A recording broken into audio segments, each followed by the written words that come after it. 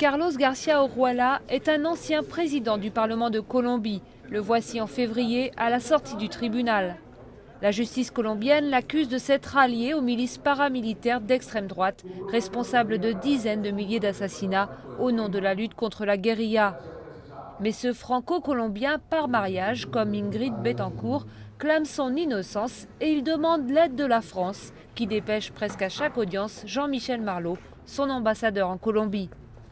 Un innocent ne doit pas faire les frais d'une justice qui a besoin peut-être, elle, de dépolluer la classe politique. Les coupables doivent être condamnés.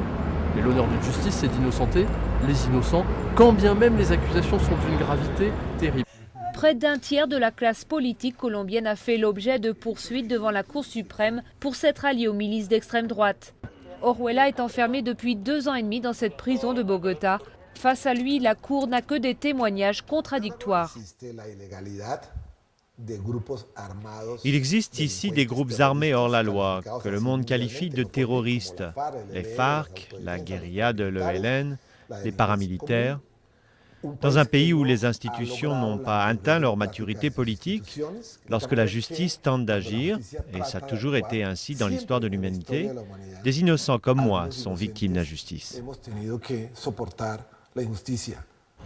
Début septembre, le parquet a demandé qu'Orjuela soit acquitté. En attendant, cette affaire a mis en lumière une page tragique de l'histoire colombienne, celle des milices qui, dans les années 80 et 90, ont commis toutes sortes d'exactions contre les civils, allant jusqu'à les découper pour les faire disparaître plus facilement.